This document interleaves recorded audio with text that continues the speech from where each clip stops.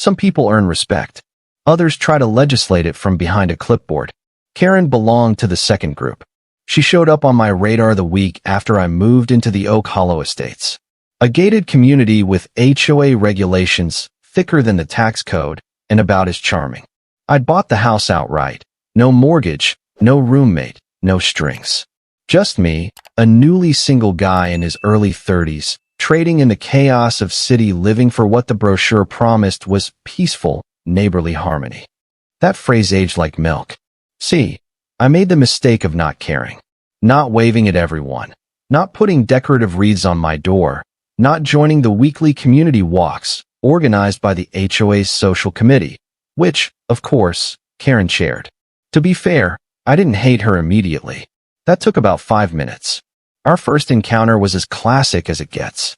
I was trimming the hedges, my hedges, when I heard it. The click-click of orthopedic sandals approaching, followed by that drawn-out, nasally hello that only people who expect to be obeyed use. She stood at the edge of my property line like a colonial governor inspecting her newest territory. 60-ish, frosted hair stacked high like a Jenga tower, oversized sunglasses that screamed budget Jackie O, and a pearl necklace tight enough to cut off circulation to her common sense. "You must be the new homeowner," she said, eyes narrowing like she was peering through a sniper scope. "We weren't informed of your move-in date." We. Like she was part of a royal family. "I guess the internet's fast, but not that fast," I replied, clipping a branch and letting it fall. "Name's Michael. And you are?" She tilted her chin upward.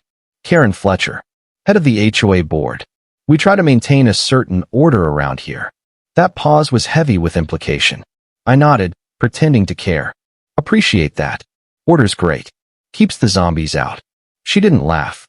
She started listing things: acceptable garbage bin placement, lawn height minimums, what colors I could and couldn't paint my mailbox. I stopped listening somewhere around rule number 12. That was the start of it. The real show started about 3 weeks later, when the HOA decided to throw its annual autumn gala. It wasn't a gala.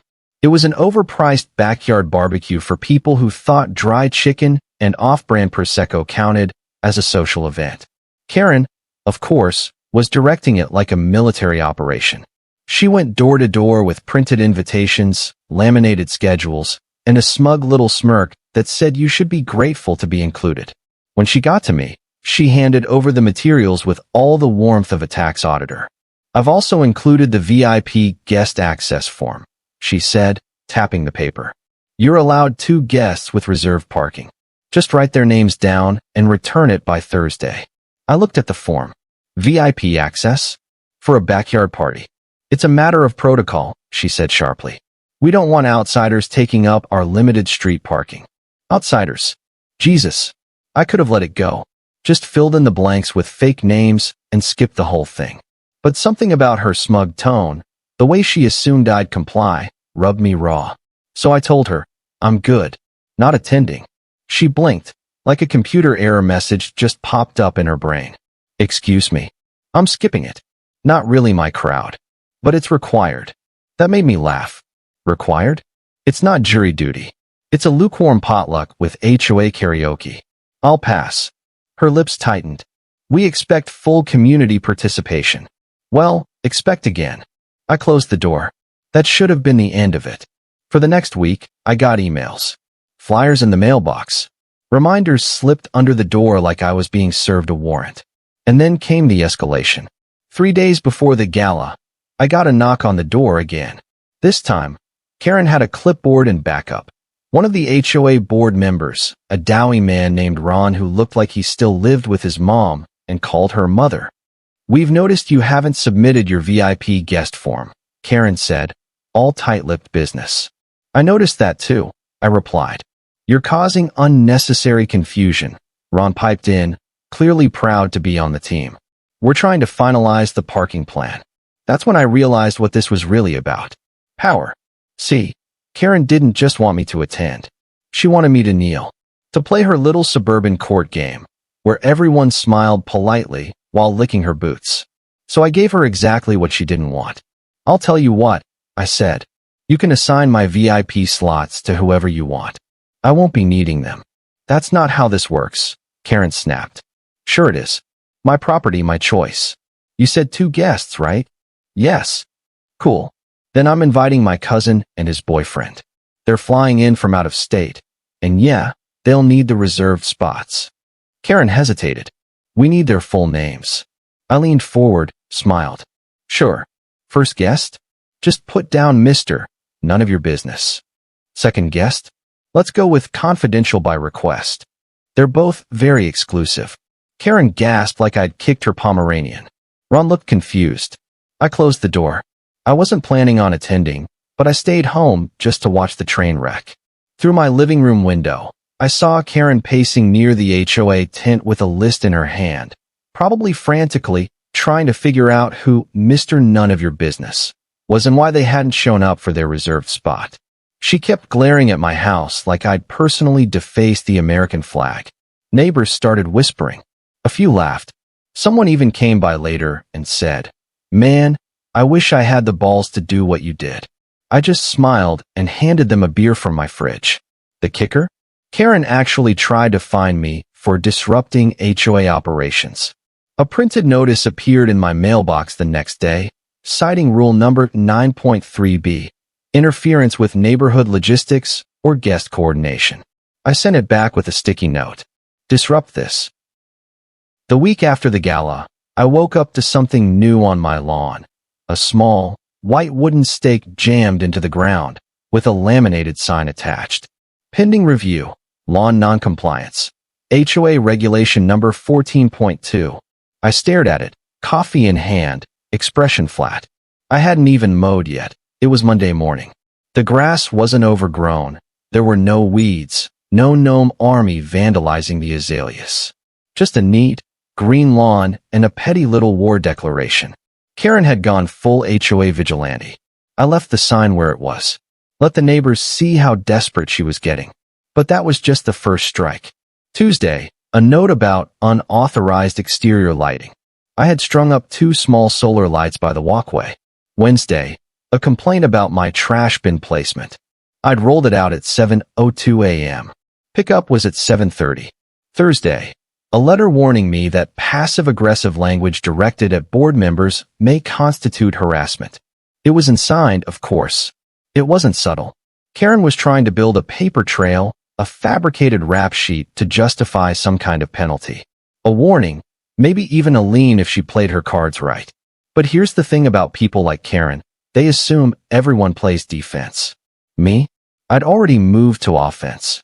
I spent the next weekend digging. Not in my yard. In public records, old newsletters, the HOA's own outdated website.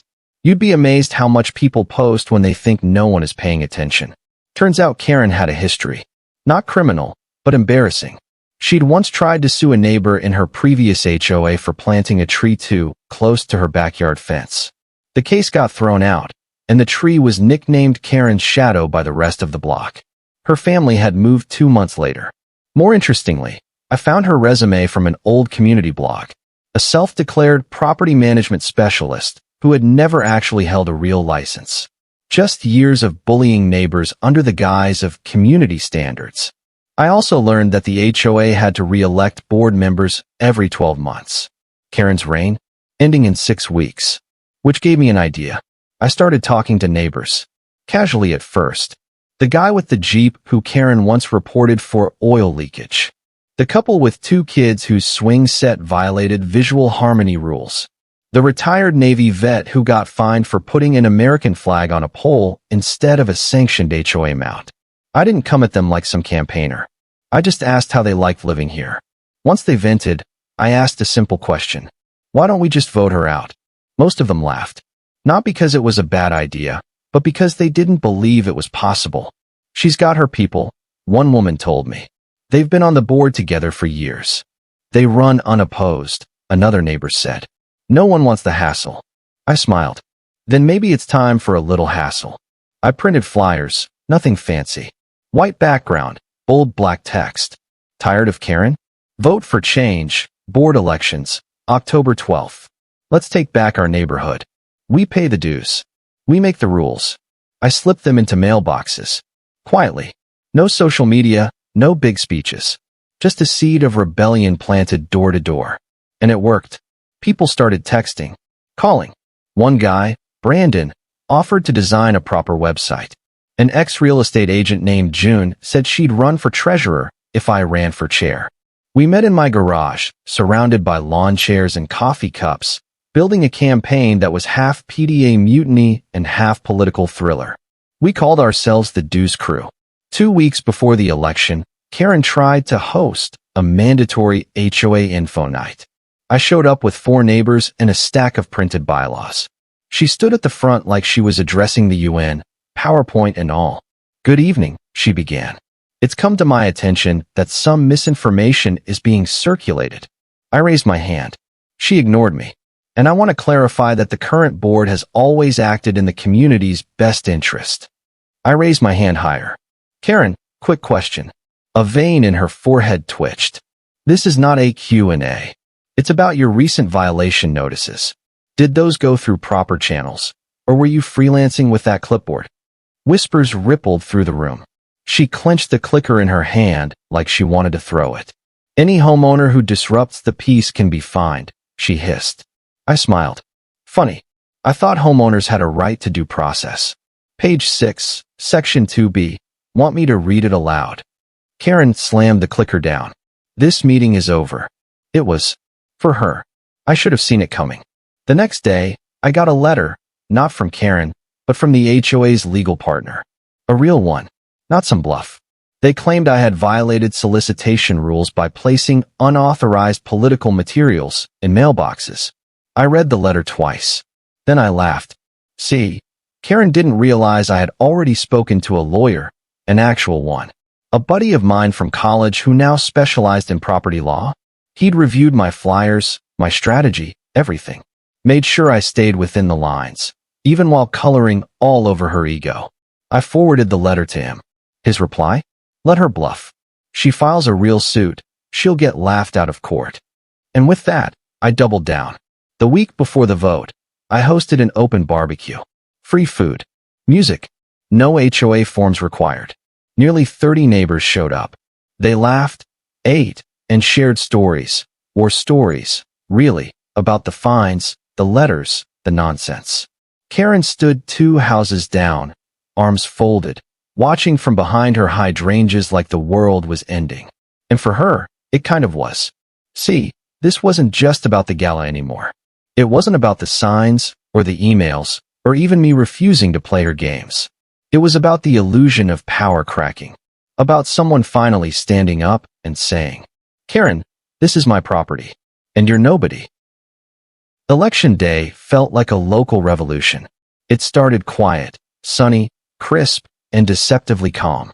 But you could feel the tension in the air, like static before a thunderstorm. Lawn chairs popped up near the clubhouse. Neighbors wandered over, pretending it was just another HOA formality, but their eyes were wide, searching, curious, hopeful. For once, they weren't just waiting for Karen to speak. They were waiting for something else. And I gave it to them. We'd set up our campaign table under a pop-up canopy, white vinyl, cheap but clean. We didn't have a podium. We didn't need one. June brought fresh coffee. Brandon made stickers. Our slogan, "We pay the dues. We make the rules," was on every flyer, cup, and damn cookie we handed out. Karen showed up dressed like she was attending a coronation. Oversized sun hat, perfectly ironed pastel blouse, clipboard clutched like a holy relic. Her supporters, maybe 5 of them, gathered awkwardly nearby, visibly outnumbered. She walked by my table and smiled. "All teeth, no soul." "Cute little setup," she said. "You know this is mostly symbolic, right? The board's process is internal." I sipped my coffee. Symbolism's funny that way. Sometimes it burns better than policy. She walked off without a word. They opened the clubhouse doors at noon sharp. Residents lined up to vote. Each one handed a paper ballot with 4 names for each position. For the first time in years, there were actual choices. June for treasurer. Brandon for events coordinator. Me for HOA chair. I watched Karen watch the line. She smiled at the familiar faces, the older residents she thought she still had in her back pocket. But for every forced wave she gave, someone else turned and walked toward our table. grabbed a cookie, asked about our plan, told us a story about how Karen fined them for a plastic pumpkin on their porch in April. By 2 p.m., the vote was over. By 3 p.m., the board was counting. By 3:45 p.m., Karen was staring at the official sheet with a look I will never forget. Chair, Michael, 67 votes. Karen, 22. Treasurer, June, 69 votes. Incumbent, 19. Events, Brandon, 72 votes. Ron, clipboard sidekick, 17. Karen stood stiff, her clipboard dangling in one hand like it had lost all its magical powers. Her mouth opened twice before she finally found the words. This is a procedural anomaly. I raised an eyebrow. You mean democracy? There will be an appeal, she muttered. I'll have the attorney review this. Do that, I said. But in the meantime, you're officially out. HOA chair is a volunteer position, Karen, not a dictatorship. She stormed off. No thank yous. No congratulations. Not even fake civility. And I swear, as she walked past my property on her way home, she glanced at my lawn like it personally betrayed her. Within 24 hours, we revoked 5 petty bylaws, including the mailbox paint code and the trash bin positioning rule. Within 48 hours, we removed all fines issued over the past 12 months that weren't legally enforceable. About 40% of them traced back to Karen's solo missions. Within a week, she filed her appeal. It failed. Turns out, no one wanted her back. She stopped coming to meetings, stopped walking the block. Eventually, the for sale sign appeared in front of her house, just 6 months after I moved in. One of the neighbors told me she blamed a toxic neighborhood environment in her seller's disclosure. Toxic. The irony was delicious. A month later, we hosted our own autumn event. No reserved VIP parking. No laminated name badges. No Karen. Just neighbors, actual food, music that didn't sound like it was chosen by someone allergic to joy, and, for poetic closure, 2 reserved parking spots labeled. Guest 1, Mr. None of Your Business. Guest 2, Confidential by request. People howled when they saw them. A few asked if I planned on being chair next year. I said no, I didn't want power. I just wanted peace. But if someone like Karen ever tries to crawl out of the woodwork again, well, let's just say my clipboard is bigger now. You'd think after losing her little HOA throne and slinking off into quiet obscurity, Karen would get the message. But narcissists don't retreat, they reload. Her house hadn't sold yet. And for a while, she stayed indoors, licking her wounds behind tightly drawn curtains and a mounting collection of Amazon packages. The neighborhood began to exhale. People were painting mailboxes wild colors just because they could. Some started walking dogs without leashes. A man even installed a porch swing that didn't match the approved palette. It was beautiful. But then, about 3 weeks after her defeat, strange things started happening. First, my trash can was knocked over. Then, someone scratched a long, lazy line across the hood of my car with what looked like a key. No note. No cameras. Just silence. I didn't want to jump to conclusions, but the timing was suspicious. The only person with a bruised ego and a vendetta that obvious was still living 2 streets down, hiding in a house with a fading for sale sign and a growing infestation of bitterness. Still, I didn't confront her. Not yet. That would have been too easy. So I waited. Then came the email. Not from her personal account, of course. Karen was sneakier than that. But someone, let's say a concerned resident, sent an anonymous mass email to the entire HOA mailing list with a subject line that read, "New board equal new problems?" It was a masterpiece of passive aggression. Lines like, "Several homeowners have noticed a decline in aesthetic standards. Is our community being managed responsibly? Some say the new leadership lacks experience." It didn't mention me by name, but it may as well have. Everyone knew. The only thing missing was a Karen signature in Comic Sans. What she didn't realize is, I had eyes on the mailing list logs. One of the IT volunteers helping us modernize the HOA site flagged the IP address that submitted the mass message. Guess where it came from? Karen's own Wi-Fi router. I didn't react. I didn't even reply. Instead, I organized a HOA feedback forum for residents to voice concerns in person, on the record. Totally optional, totally open. I even sent a special invite to Karen with a note at the bottom. Anonymous opinions are like mulch, only useful if you know where they came from. She didn't show, but she watched from across the street. What she didn't see coming was that I'd already planned a little surprise. See, we'd finally gotten our proposal for community security approved. Cameras, not on individual houses, but on key intersections, HOA managed and fully above board. They'd been up for a week, and one of them had a lovely wide-angle view of the night someone in a baseball cap and hoodie had keyed my car. Even better, the car she walked back to was Karen's. I didn't go to her door this time. I didn't want a scene. I wanted a conclusion. So I filed a report with the HOA for property violation and with the police for vandalism. I kept it low profile. Professional. Within 48 hours, an officer knocked on her door. She tried to talk her way out of it. Claimed she was walking late at night. Didn't remember seeing anything. But the footage was clear. Not CSI clear, but enough for any rational adult to connect the dots. She was issued a warning. Not arrested. Pity, but enough for legal paperwork to exist. Enough for what came next. Remember that Karen's house was still up for sale? Well, petty vandalism involving HOA members, especially the chair, is a required disclosure under state real estate law. When her agent found out about the report and the video, they were forced to amend the seller's disclosure. I didn't even have to push. And once that happened, 3 buyers pulled out in 5 days. She'd been asking $520,000. After a month of radio silence, she dropped it to $470,000. Another 3 weeks? $440,000. The final sale closed for $422,000. I saw her one last time. It was early morning, and I was jogging past the gate as a moving truck pulled out of her driveway.